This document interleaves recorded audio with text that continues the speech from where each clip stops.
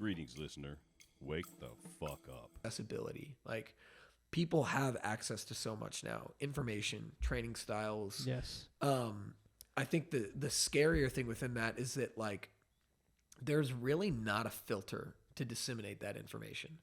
So anybody can kind of go about reading something, and I get it all the time. I get it. Everything from supplements to dietary trends to training stuff, where the layman can very quickly feel like they're the expert.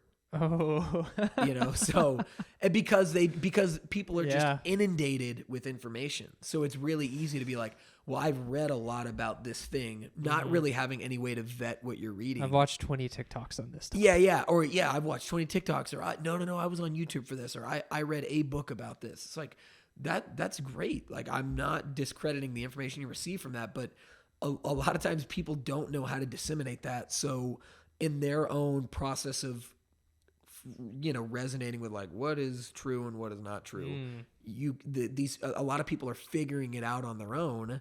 Yeah. Which creates a problem on the end of a trainer or coach or anybody who's working with that, because, I get people that are like, oh, well, I'm training like this right now because this is what's good for muscle growth. And I'm like, well, for like, what are you doing? What's the, like I said, like the power analogy or the strength analogy. I'm doing this to get stronger in my shoulders.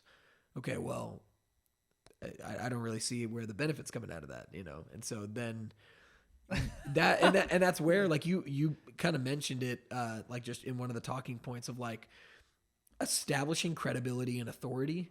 And it's hard. Yeah. It's hard. It takes a lot of time, a lot of trust. It takes more than just getting a certification, being like, I'm a personal trainer.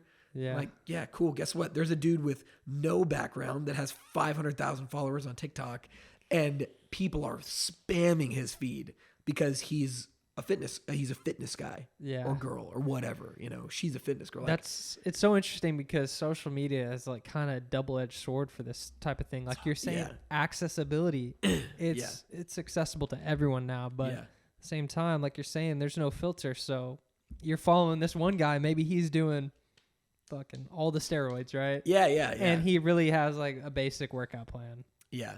That might not apply to you, right? Yeah. But there's so much stuff on social media nowadays that you see, and I don't know how true this is, but I was watching a lot of YouTube videos of Athlean X. Have you heard of him? Yeah. Jeff Cavalier. Yeah, I'm very. Is he familiar. legit?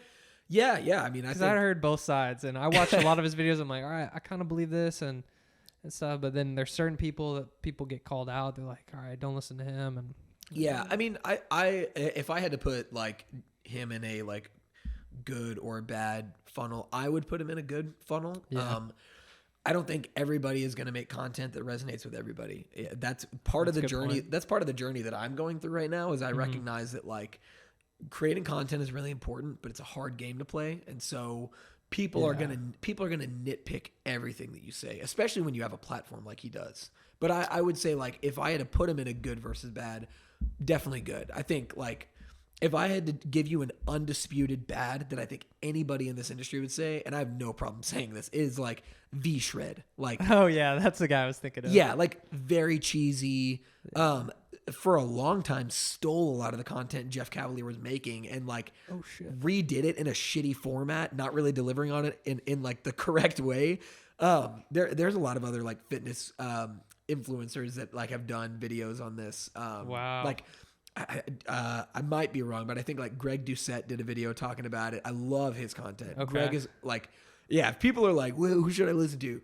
Greg Doucette's awesome. I love Derek from More Plates, More Dates. Oh, I love him too, man. Yes, incredibly informative. Granted, I would say he's one of those people too that I think people that don't have a large information backing can go to, and he's very thorough, incredibly educated guy, but also he's not a dude that he didn't go to school studying organic chemistry. Like, when you listen to his journey and his process of creating authority in that space, it was a lot of time of him doing things on himself, and learning a lot about what to do within all that. Trial and error. Testing things on himself. And just reading and learning information, so it's like, but he's an example, like I was saying, he's an example of somebody that, like, I think there's a lot of young guys that can kind of go into that. And I like he's probably my favorite content creator in the space right now. I love Derek? love everything he puts out. He's great. But, you know, I think there is that double-edged sword where it's like, I think there are still some young guys that can go into it that hear the stuff that he says, even as thorough and I think as like careful as he is about providing anything that could be skewed a certain way. I think there's plenty of guys that be like, okay, cool. He said to not do this and do this. And he's like, that's not what I meant. Like, and he's very bro-y too at the same time. There's a part of it. Yeah. I like his stuff. His content's really approachable. Yeah, but that's a great but way it's to put also very informative. So Yeah. I love it, dude. I love it. Yeah, Like, he's great. And